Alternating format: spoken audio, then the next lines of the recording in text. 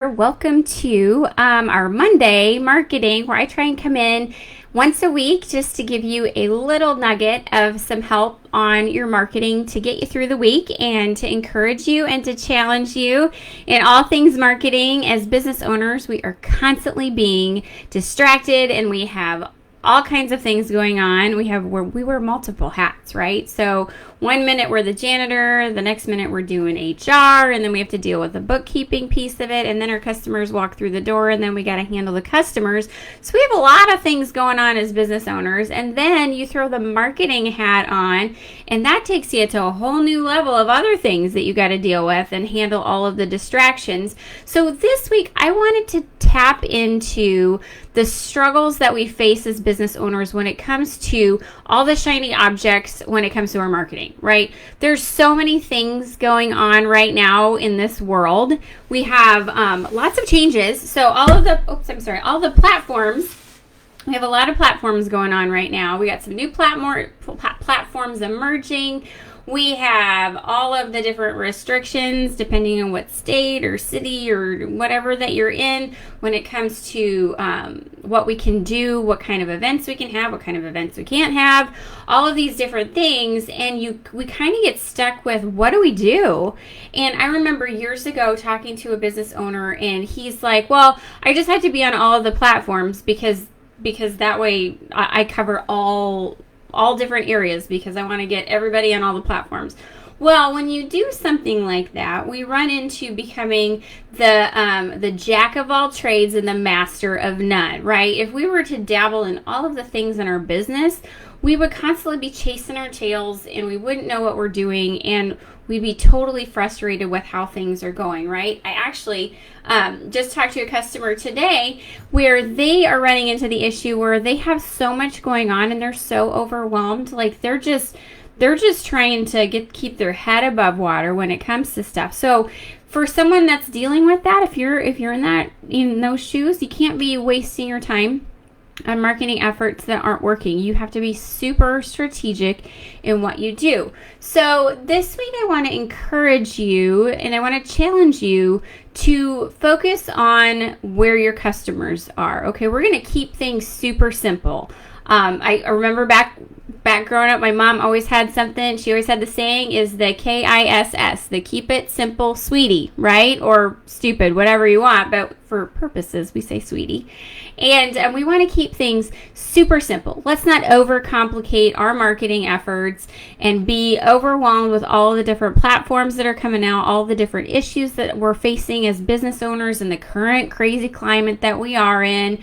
We want to be super strategic in whatever we do. And you know what? While I'm talking about this as marketing, this is stuff that you can do across the board when it comes to your business. So this week, I want you to ask your customer questions.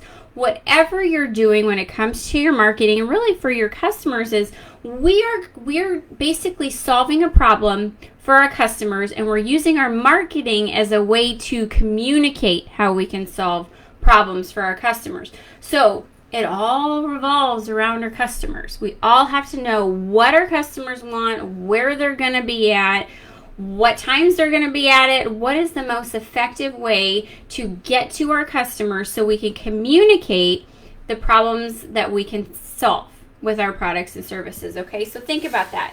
When you are talking to your customers this week, I want you to think about, okay, I'm solving a problem for them with what I have in my store or what I have in my online shopping, whatever we have, we are solving problems, okay? So as you're asking questions, I'm going to give you a list of questions to ask because it always helps. Sometimes we just don't know where to start when it comes to where we want to go, because there's so many different aspects of marketing we just don't know, and so then we just don't even know where to start, so then we don't start at all. Okay, so I'm trying to help you be super strategic in what you have going on.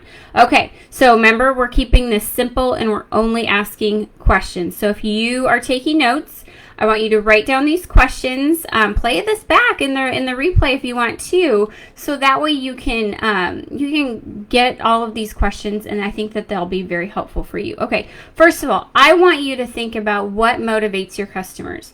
Is it discounts? Are they coming to you because they know that they can get sales? I mean, you go to Shutterfly, because you don't have to pay full price for anything, right? I'm not saying we should be having sales for everything, because I think sales should be special, but we all know those places that we go to because we only go there because we know we're going to get cash back, or we're going to get all these different things, right? So we always want to figure out what motivates our customers to walk in our store, to go to our website and check things out. Are they motivated by an email that was sent out? Okay, so this week I have had probably a ton of emails talking to me about Valentine's Day.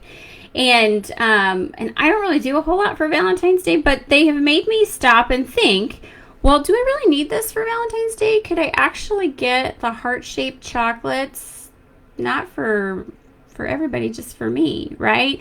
I'm thinking about this. I'm motivated by things that I want for me, but I'm not everybody's customer. So think about what motivates your customers to make a purchase, to come to your store, to go to your website, to find you on social. Why are they coming to you in the first place? Was it because somebody was referring them to you? Either way, we want to know what motivates our customer to do that. Okay, what problem do you solve? I said that at the beginning. We are communicating through our marketing how we can solve a problem for our customers with our products and services. So think about what type of problem you solve. And it does not have to be complicated. You know, we're not doing brain surgery, most of us, right? We're trying to bring some fun into people's houses. We're selling fun home decor. We're selling donuts or coffee or whatever. We have all of these different products. Okay, so we solve a problem. If you're a coffee shop, you're solving a problem for someone who needs a pick-me-up in the morning. If you are a donut shop, you are solving a problem for your customers that are trying to find some sort of snack for the Monday morning meeting for the employees. Okay, so that's the kind of questions that you want to be asking yourself when it comes to what problems do I solve. Ask your questions again with your customers when they come in. Listen to them, okay? If somebody's calling because they're putting an order in for some event that they have, a bridal shower or something, well, my goodness, write that down. They're coming in because of a bridal shower. We want to keep track of absolutely everything. This is your week to write down all of the different things. Grab a notebook and keep that with you at all times, because I guarantee you're going to have things that pop up in your head through all the different conversations that you have with your customers or what you see online or anything like that. So make sure you are doing that. Another question, what underlying issues are your customers facing? Okay, so we can go back to all of the changes and all of the things that we're facing. There's a lot of financial impact on what's going on with all of the restrictions that we have, open or not. There's a lot of financial restriction, or there's a lot of financial impacts that your customers are having. So there's underlying issues that your customers are probably facing that you can still help them by providing that value of solving a problem with your products or services. So think about how you can do that. I mean, think about the fact that if I'm stuck at home, and that happened all through 2020, I was stuck at home, and there was lots of people looking around saying, my kitchen cabinets need some updates. If I'm going to be here, I want to look at a nicer kitchen. So think about the underlying situations. I mean, there's lots of different things that customers are thinking. I work with a countertop company, and that's exactly what they were saying. They're sitting around at home thinking, man, I could update my countertops. Well, then they thought, well, if I update my countertops, I got to update my backsplash. Well, then I got to update my backsplash. I got to update my cabinets, and then I might as well throw in some flooring, because the orange flooring doesn't match with the new cabinets that I want to get. It's a process. If you understand the process of how your customers are thinking, you're going to be able to provide all of the different help when it comes to your marketing. You're going to know what to do, okay? The other questions that you want to ask, you can ask questions through surveys. You can, I know I'm always getting surveys after I go get my nails done or something. A text message will pop up that says, hey, what did we do today? Ask very intentional questions and keep it short. Remember, we're talking about simple. So, and your customers don't have a ton of time. So if you're going to ask questions and do surveys or something like that, keep it short, keep it 2-3 questions, and make sure you communicate that, especially if it's online. I will click out of a box faster than anybody's business when they say, hey, will you spend 2 minutes on my survey? I'm like, no, thank you. But if they say, oh, we only have 2 questions to ask you in a survey, I'm more likely to stay. So think about things like that, how your customers are wired. They're probably busy. So think about how you can keep things short and simple and ask that question so you can get some answers. Because if you do it short and simple, then customers are going to be like, yep, this, and this. That's it. And then that's easy, super easy. You can always go back to them and ask more questions. But it's just, let's keep things simple, folks. We don't want to be rushing around and having to deal with all of that stuff. Okay, so another question I want you to ask, or a way to ask questions, is talk to your employees. Your employees are the front line to your business. They're dealing with interactions with your customers on a daily basis while you're handling fires in the back with your bookkeeping or whatever. You're handling all that stuff. So ask your employees, what are some common questions that people are asking? What are some common things that people are complaining about that they don't know? What are some things that they are making? What's a comment that they're making when they try on shoes? Is it something like, oh, I finally have shoes that have memory foam. Oh my gosh, these are so comfortable. Well, gosh, that's already an answer right there, and you didn't even ask a question. The customers are just talking, and that's the best way to do it. So ask your employees. They provide valuable information for you, and it's super important to check in with them. They always have some information. I remember when I was in a desk. I was at a desk in the back, way back of a building at my job, and they moved me to the lobby. And I remember sitting in the lobby listening to the customer interactions with employees. And I was like, oh my gosh, it was fascinating to hear questions that people would ask. I mean, you hear some fun ones. My favorite actually was this week was somebody came through and all they wanted was pens. Was the pens that my company had, because the pens had a cool little stylus tip on them, and she's like, that's all I needed. I just love your pens so much. I mean, you don't hear that. You wouldn't know that. So in my mind, I'm like, well, gosh, I'm glad we spent money on those pens, because those pens those customers like. And you know what? Yeah, they're a pen, but man, they have our logo on it, and they can take them all over the place, and they can tell their friends about it. You'd be surprised what people will use to talk to their friends about whatever products. I mean, people can find little things. It's little things that matter when it comes to it. It's funny too, you know. But ask your employees. Your employees will provide some valuable information. And then the final question I want you to ask is, I want you to ask, how did they hear about you? Or how did they find you on social? Or what social media platforms are they finding you at? Like, you had a sale. How did you hear about the sale? Was it through email, or was it through our Facebook campaign, or what was it?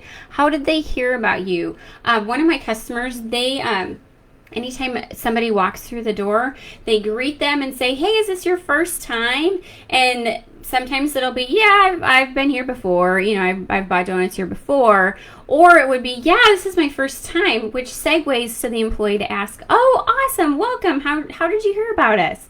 And then that segues into whether or not they heard about you through social media, through a friend, or whatever. Because here's the deal. If you have a lot of people coming in and say that they heard about you from a friend, boom, you need to do referral cards. You need to start sending those out. Give your maybe have them write names on it. You know, have you write your customer's name, and then you give them to their friends, and then they bring them in. They get a discount or something like that. So you already know that's a huge intentional marketing tool right there. If people say, I hopped in because of Instagram, your Instagram feed is beautiful. Well, oh my gosh, if most people are saying that, then you know that Instagram is where you need to go. So as you are thinking about this week and what you can do, ask all the questions. Ask the questions. See what your customers are saying. They're super important.